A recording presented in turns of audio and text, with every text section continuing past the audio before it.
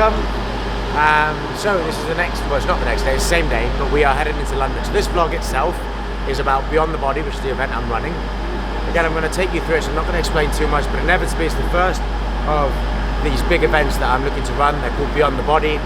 A mixture of strength training, running, but more importantly, like I said, take away from all the physical stuff and bring awareness to what happens beyond the body, from a mindset perspective, from an environment perspective, and less, like it's hard because I don't want to talk to people about what I've done, but more so just raise awareness to think outside of the body. So, headed to London, we'll check into the Airbnb, and then we'll see what happens.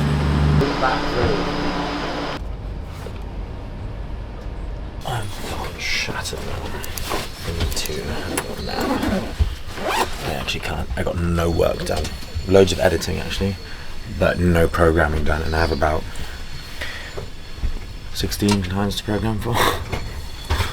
And not a lot of time to do it. I've got to train back tomorrow, but I definitely don't want to have anything to do before I get home to my kids on Sunday. Like I don't want to work at all. Come Sunday, so I need to switch on, get my head in the game, and start being a bit more productive. But I also need to give myself a bit of a break. I've just done a high rock, so harsh empathy, we'll call it that. Also, on the last vlog, we tested George, and George has come through with quite a bit of content. And to his disadvantage, I'm like an annoying leech, constantly asking him for raw video as well. So George has come through. I'm waiting for it. No, George is. No, mate. George has asked me to go. We're in London, Euston. He told me to make a joke saying, "Euston, we have a problem." Is it really enough? Giving my heart and my soul, but still don't feel like enough. Feeling inadequate, still getting after it. Trust me, the feeling is tough. So, these are on. Okay. So here, London. That's the event. Gonna give myself 30 minutes and then lock in for an hour and a half of work. So I'll catch you in a bit. What's going on YouTube? We went to Sainsbury's to go get some snacks. Just trying to ring Charlotte. I've tried to ring her like 3 times. Oh, there she is. Hello. Just to chat. You alright? Oh, are you in the car? Yeah, you're right. Yeah, I just wanted to say night to the kids, really. Hey, Remy. Sally. Feeling is rough. Hold on a second, I'm thinking too much. Really wanna flow like water. Right, it's 10 minutes to 7. I didn't bring my little handheld camera, but I'm headed to dinner with a good friend of mine, Sam Cornforth. I'm going for some steak and chips. I'll probably film a bit on my phone and add that to the video. However, I don't want to disrupt the high quality of George's camera. So you might not see that, but we're going to pretty much wrap up the day. There's no point me seeing you after dinner. I'm just going to come home and sleep. So evening time, George might vlog himself doing eating food or whatever he does. Maybe he doesn't. But next time I'll see you, it'll be 7 in the morning because we'll be leaving, maybe even 6:30 in the morning. And we need to go get ready because we need to set the event up at 8 AM. So see you in the morning. Good morning. It's 7:08 and just getting the supplements in like normal, no change there. But big day today. Feeling a bit tired. I ate quite a lot last night. I had dinner and then I came back home and then ordered more food. So I was very, very hungry towards the back end of the day, probably because we didn't eat when we were traveling from Birmingham to London. Nonetheless, potentially feeling a bit lethargic because of that. But take all of this, little bike out in the cold, I'll probably wake up feeling better. We got to meet the boys, so Liam and Paddy, who are helping me coach the sessions, meeting them for a coffee at 7:45. Nowhere is open before that, cutting it close because we've got to meet the team at 8 o'clock at the gym, so 15 minutes to get a coffee and then go. But luckily, there is a place that's like 2-minute walk away. That is opening at 7:45. So we're just going to do this. Then me and George are going to jump on some line bikes. We're testing him to see if he can get on a line bike and film because we've got a bit of a run on our event today as well. But 50 people, maybe a bit more. But I'm super excited. So we'll see you there. Right, we need to find Paddy and Liam. We'll wait there. I've been going big on the beats out of state. Do research, check out the back of my place. I rip so heavy, attack when I take. Still I'm on there for the long run. Just means that the warm up 8644. So we're at Battersea. We have 30 minutes before people arrive, so we're just going to sort of get ourselves set up. But actually we don't need to set up because we're setting up after, so we're just going through what the day will look like. I'm not afraid to say it's true.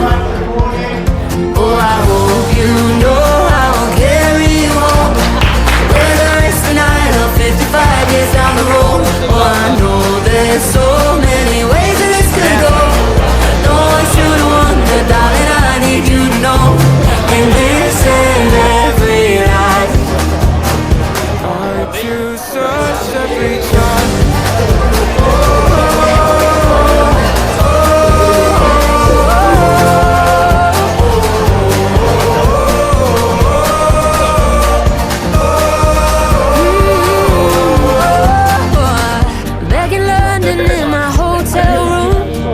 First and foremost, obviously, thank you for coming and having a little bit of strength work and then a bit of a run.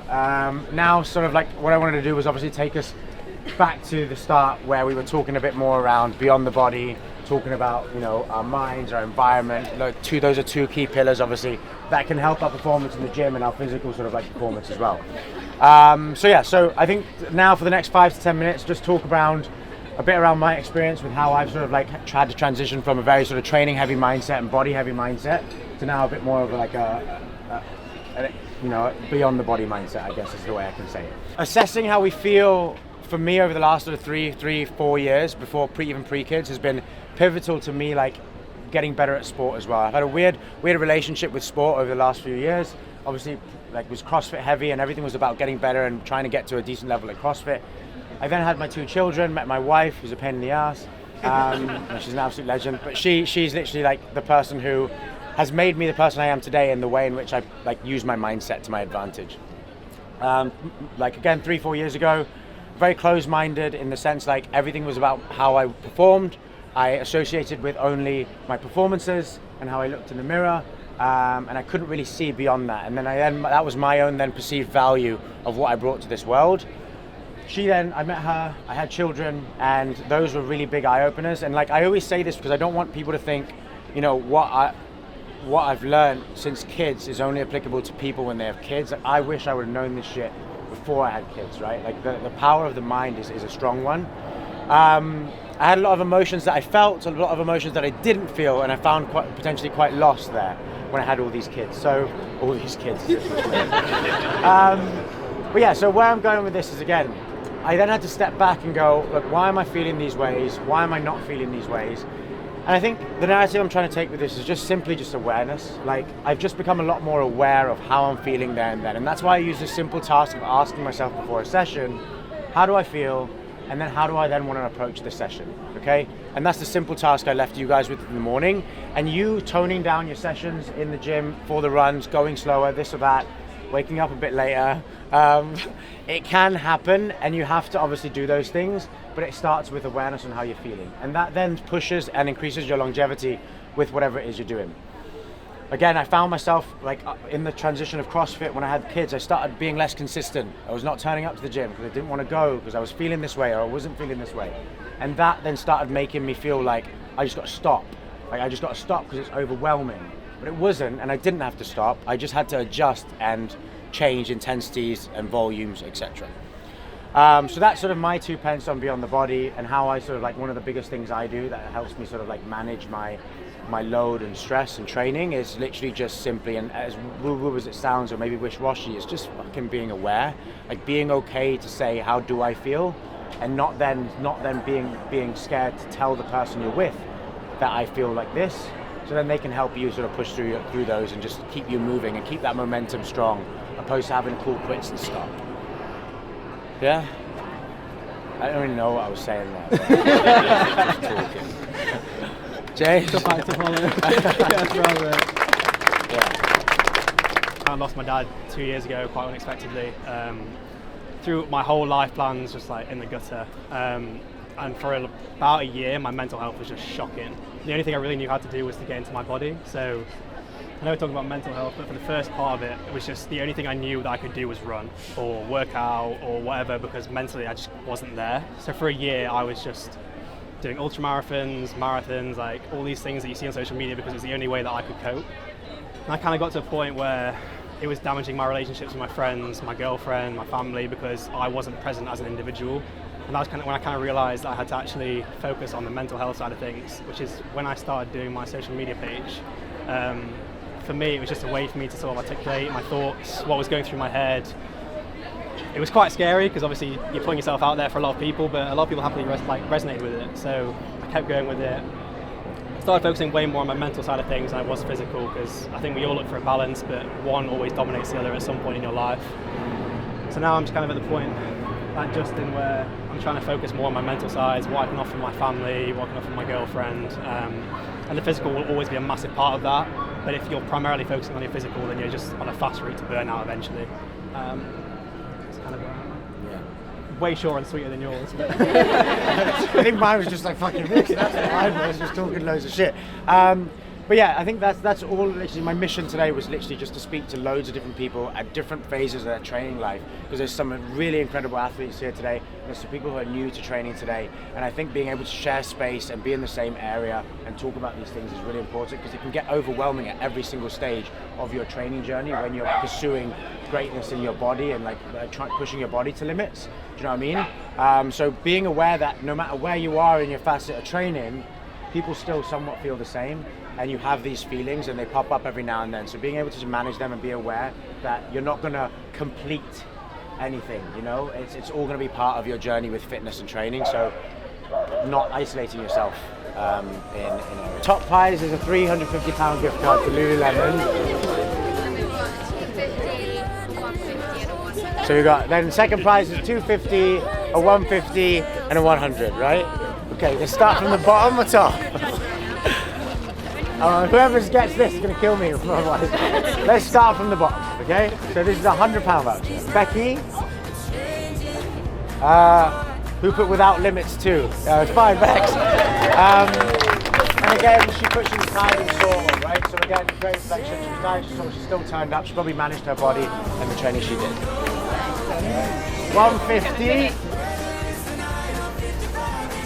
We've got Tenzin. Yeah, well done. So it's 250. Now we're getting to the big leagues. Andy, feeling great on a Sunday morning. That's you. Well done. Good job. Nice work. Well done. Yeah. Someone's going away with 300. Right. Lewis, 9 out of 10. Well done. Good job.